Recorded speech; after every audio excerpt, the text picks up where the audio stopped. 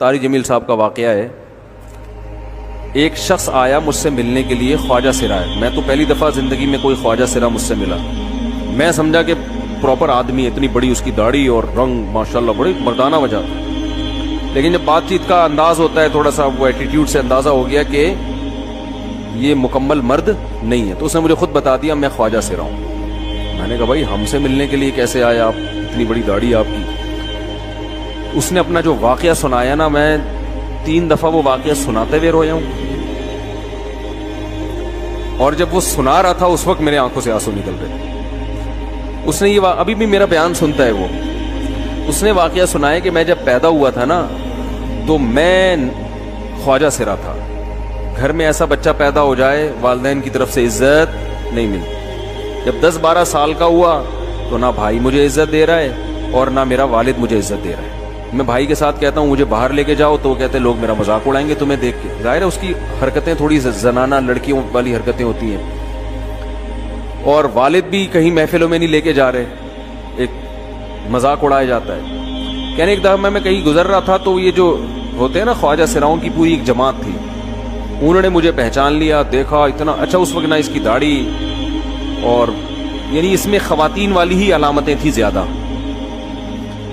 تو انہوں نے مجھے کہہ رہے اتنی عزت دی, کھانا کھلایا اور اپنے گرو کے پاس لے کر گئے. اور گرو نے کہا کہ تم ہمارے ایجنٹ بن جاؤ, ہم تمہیں پھر اب ڈانس ماس کروائیں گے, آدھے تمہارے آدھے ہمارے, جو بھی اس کا سیٹ. کہہ رہے مجھے پہلی دفعہ کہیں عزت ملی.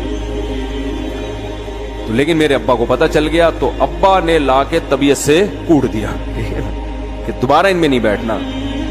ٹھیک ہے ہم نے توبہ کر لی بھائی, یہ برے لوگ ہیں, ڈانس ماس اچھی چیز نہیں ہے. ٹھیک ہے.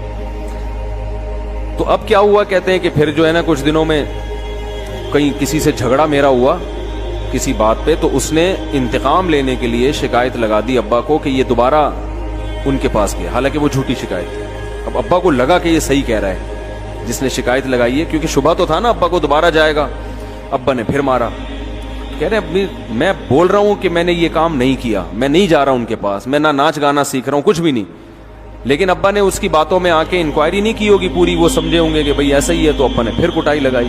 اس کے دل میں منفی جذبات پیدا ہو گئے اور یہ گھر سے بھاگ گیا کہ بھئی مجھے ویسے تو عزت نہ یہاں مل رہی ہے اور میں اب ذلت برداشت بھی کر رہا ہوں تو بھی. کہہ رہے میں وہاں چلا گیا. تو جب میں وہاں گیا ہوں نا خواجہ سراؤں کے ہاں, تو وہی گرو اور ڈانس, اور پھر اس نے مشہور کچھ ایکٹروں کے نام بتائے جن کے ساتھ ہم ڈانس کرتے تھے.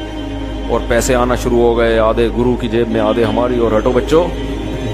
لیکن ظاہر ہے یہ کوئی عزت دار راستہ تو نہیں ہے نا. کہہ رہے ہیں کہیں سے تبلیغی جماعت میں حضرت مولانا طاری جمیل صاحب آ گئے. انہوں نے اجازت مانگی, ہمارے گرو کو پیغام بھیجا بھائی مجھے ایک دفعہ یہاں آ کے دعوت دینے کو. اس نے اجازت دے دی, آ جاؤ بھائی. بیان کیا, ان کو سمجھایا بھئی یہ زندگی نہیں ہے, اللہ کی سیروزے کے لیے بہرحال ترغیب دی. کہہ رہے ہیں میں تیار ہو گیا, باقی لوگ تیار نہیں ہوئے, میں تیار ہو گیا. کہہ رہے میں نے گرو سے اجازت لی, اس نے کہا جاؤ لگا لو سیروزہ. تو کہتا ہے کہ جب میں حضرت کے گھر پہ گیا ہوں نا تو حضرت پہلے سے دروازہ کھول کے ایسے انہوں نے دونوں بازو پھیلائے ہوئے تھے استقبال کے لیے, پہلے سے کھڑے ہوئے تھے علماء کے ساتھ. اتنے مشہور آدمی, اتنی بڑی سیلیبریٹی اور اتنے بڑے بڑے علماء, ان کی پگڑیاں, ان کے اتنا خوبصورت لباس, جو خود عزت دار لوگ ہیں. کہہ رہے ایسے جو ہے نا میرے استقبال کے لیے دونوں بازو پھیلا کر کھڑے ہوئے, اور ایسے مجھے بیٹا بنا کے نہ اپنے سینے سے لگایا کہ تو میرا بیٹا ہے. کہہ رہے خدا کی قسم مجھے زندگی میں پہلی مرتبہ کسی سے پہلی مرتبہ ایسی عزت ملی مجھے کسی سے. اور اس عزت دینے میں مولانا کا کوئی مفاد, بولو بھائی, کچھ بلکہ ذلت ہوگی نا. لوگ کہتے ہیں خواجہ سرا کو بیٹا بنایا بھائی, اور اس وقت تو اس میں بیچارے میں کچھ زنانہ سی علامتیں بھی تھیں. تو خواجہ سرا کو کیا دے رہے ہیں, عزت دے رہے ہیں. کیا کسی تاجر پہ محنت کرو تو تھوڑا چندہ دے دے گا مدرسے, وہ ایسا ہی ہے نا. اور کسی افسر پہ محنت کرو تو تعلقات کیا ہو جائیں گے, جب وہ دین پر آئے گا تو اس سے کیا فائدہ. تو باپ ایسے ان لوگوں کو ریجیکٹ کر دیتے ہیں. بھائی اپنانے سے کہہ رہے مجھے یہ اپنا رہے ہیں. ایسے سینے سے لگایا انہوں نے اور مجھے سہروزے کی جماعت میں اپنے ساتھ لے کر گئے, کھلاتے تھے, بڑا خیال رکھوایا میرا. کہہ رہے اس کے بعد پھر میں نے گرو سے اجازت لی. وہ گرو چھوڑتے تھوڑی, ان کو پیسے ویسے دیے, جان چھڑائی نا, وہ بھی غلامی کی طرح نکلنا پڑتا ہے.